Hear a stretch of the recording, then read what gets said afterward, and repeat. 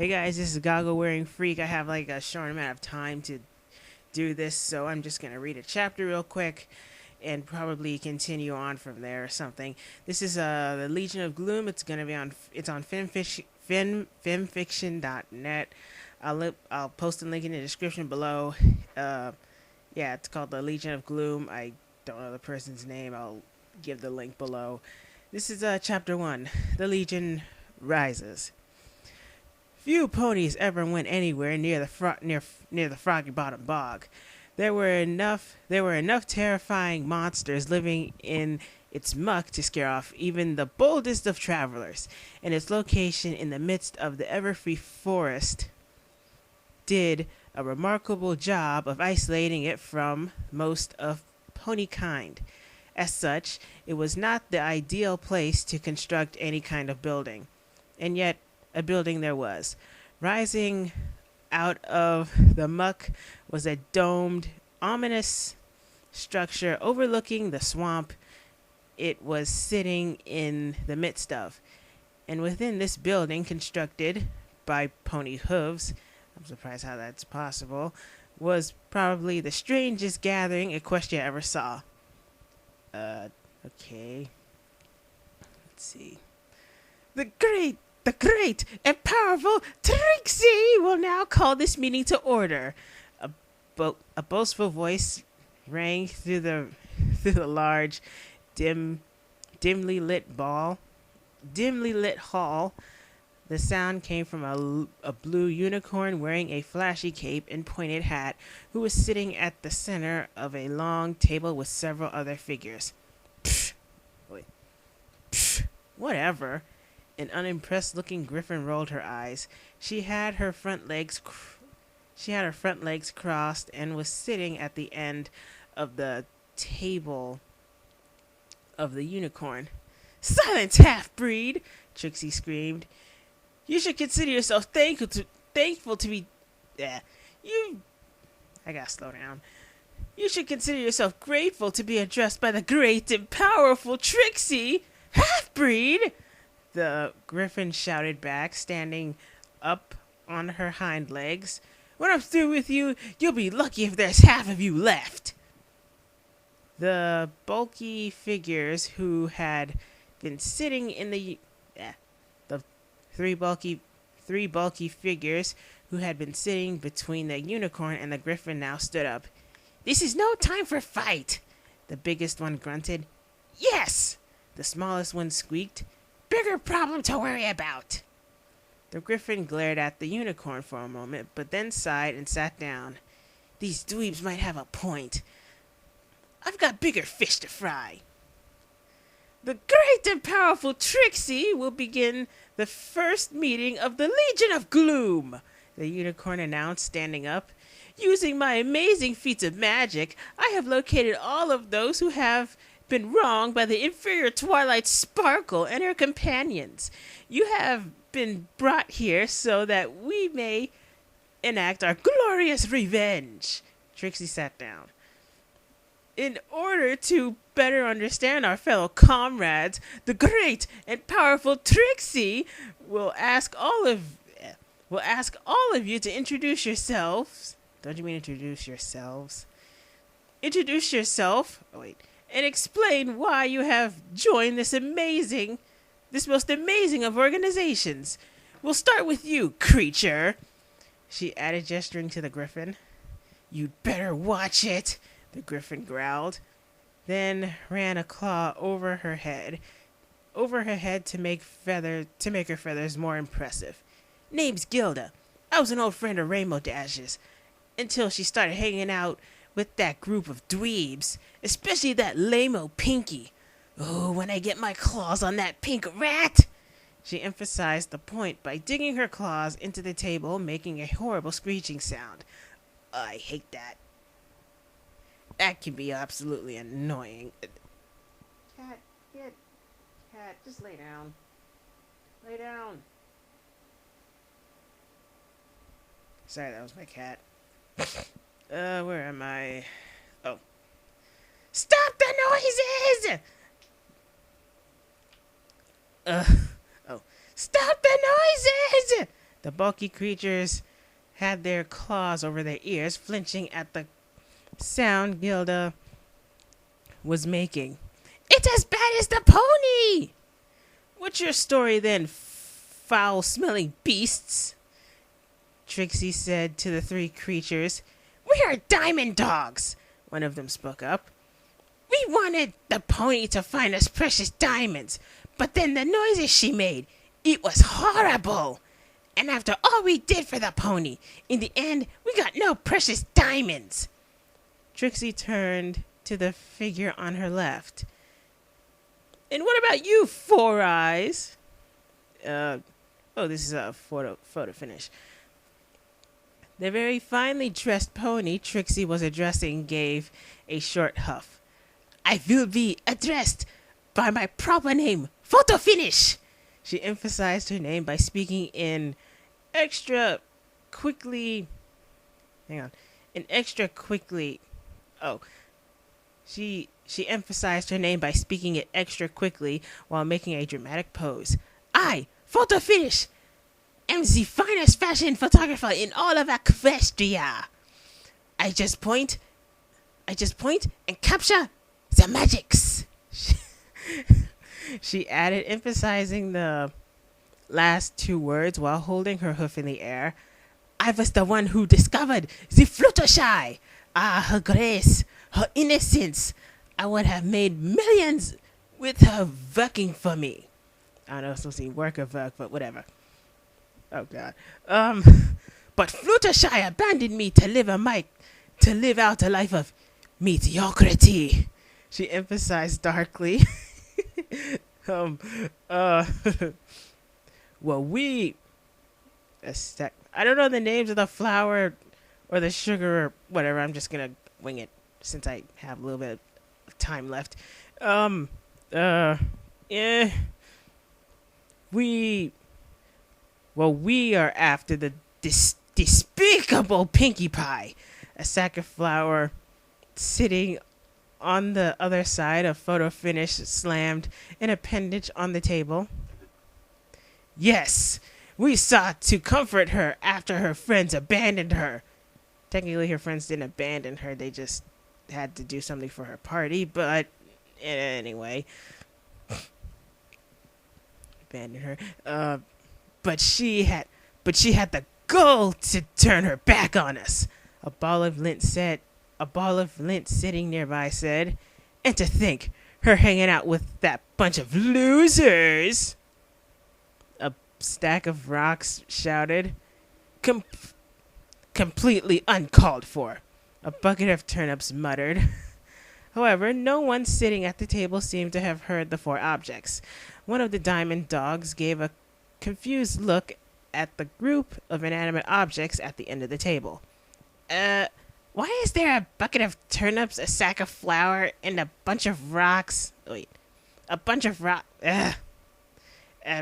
Why is there a bucket of turnips, a sack of flour, a bunch of rocks, and a ball of lint sitting over there? He asked, pointing at the objects. The great and powerful Trixie does not know. Trixie admitted. They were not there earlier. Trixie then stood up again. Well, the great and powerful Trixie's problems far... Well, the great and powerful Trixie's problems far outweigh your pathetic concerns. For you see, the inferior Twilight Sparkle had the gall to upstage a gifted musician such as myself. After dazzling the simple-minded village folk with the tale of how the great and powerful Trixie defeated an Ursa Major, that inferior Sparkle, obviously fueled by jealousy, sought to convince a couple of the simpletons in the village to release a monster, and caught me off guard to make a fool of me. To make a fool of the great and powerful Trixie, Trixie said, catching her mistake. And let us not forget the one who made this meeting possible. A voice from behind Trixie called out. The voice belonged to some pony sitting behind the chair, facing away from the group. The one who put the money forward to build this secure location and safely transport you all here. The chair spun around to reveal a white, handsome stallion with a flowing mane of hair. I was expecting him to hold a cat like in that other thing. Anyway,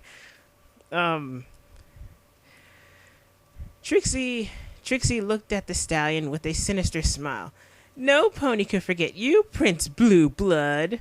Oh, Gabby with a spoon. The prince got up and trotted over to the table. As for myself, I was attacked by that ferocious rarity at the Grand Galloping Gala. That barbarian and her commoner friends sought to destroy the gala and humiliate me in front of my adoring public. What public? You suck! Then let's... Oh, wait. This is Gilda. Then let's kick their flank already! Gilda shouted, slamming her fist on the table.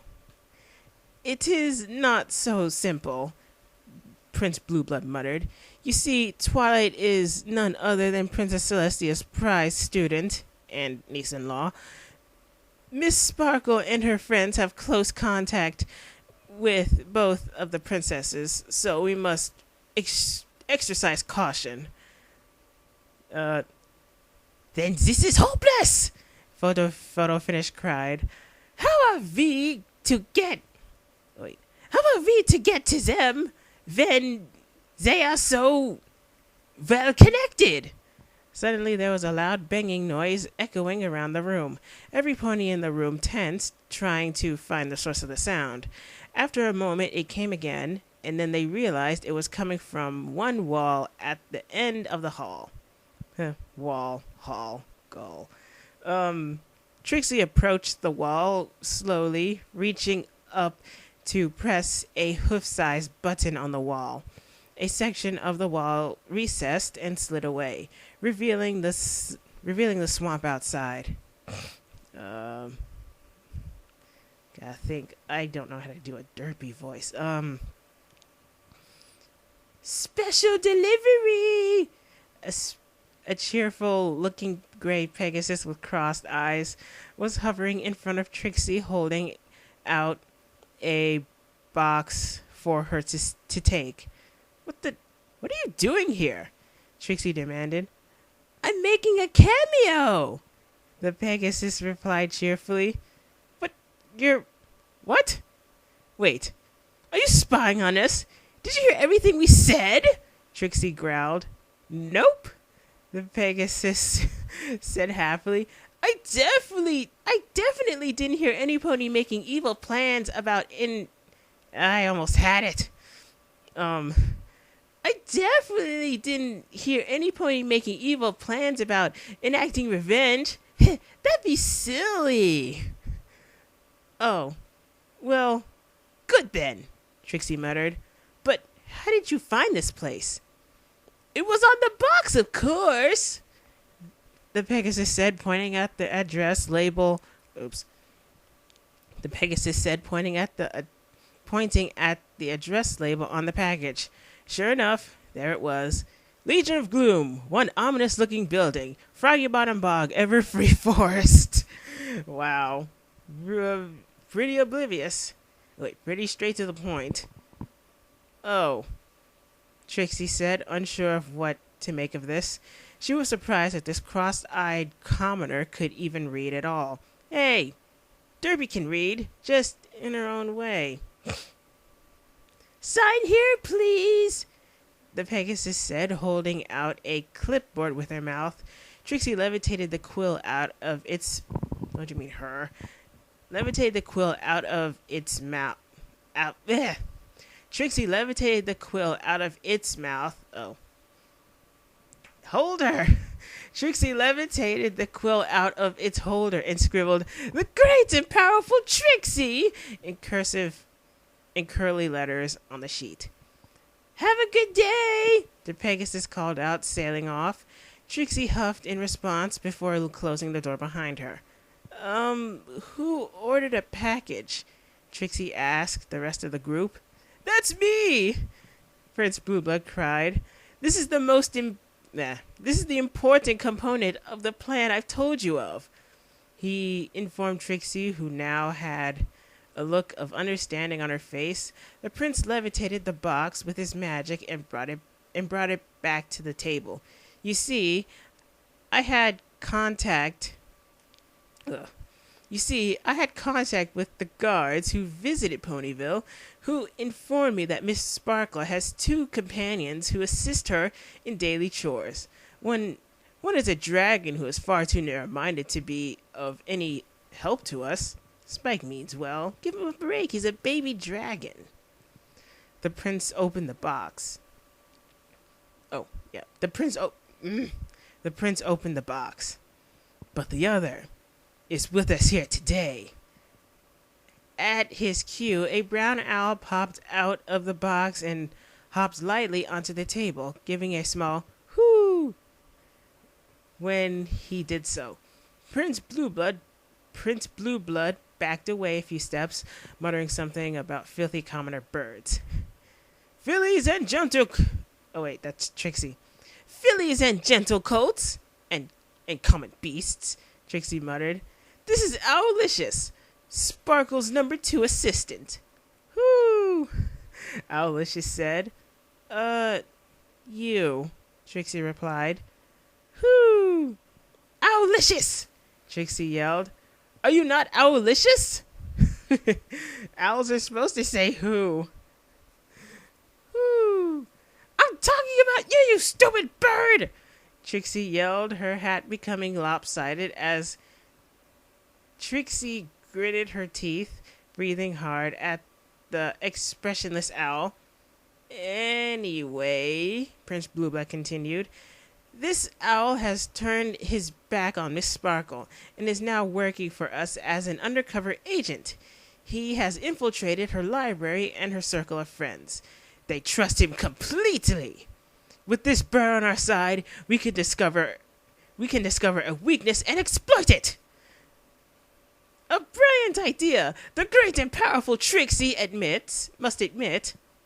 Trixie, I messed up. Yeah.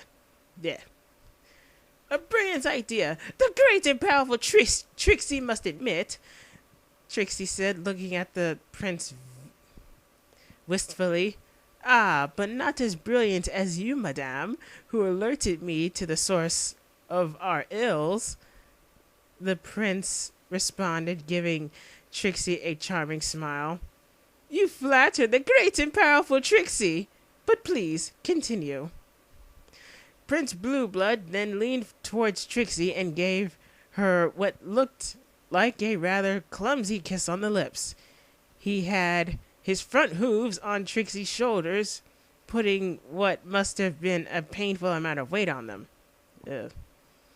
Guess he never got kissed before. Loser.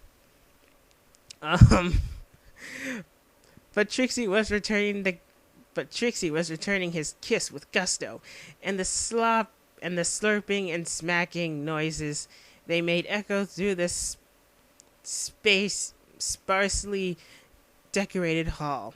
Yeah. Oh, brother! The Diamond Dogs muttered, flinching. I do not approve of this unholiness. Photo finished, grimaced, shielding her eyes from the sight. Get a room already! Gilda scoffed, rolling her eyes. Even Owlicious, who otherwise looked completely passive, chose to turn his gaze away from the hideous sight. And that's the end of chapter 1. If you hear some ruffling, it's because I have a mic in my hand, and I'm seeing if this works. If not, then I have to try and get a headset. I don't feel like getting a headset. I just came back home. Well, I'm going to see if I can do the rest of these chapters, hopefully next week or so, since I'll be at home. So, yeah. Hope you guys had Hope you guys have a good day and stay awesome.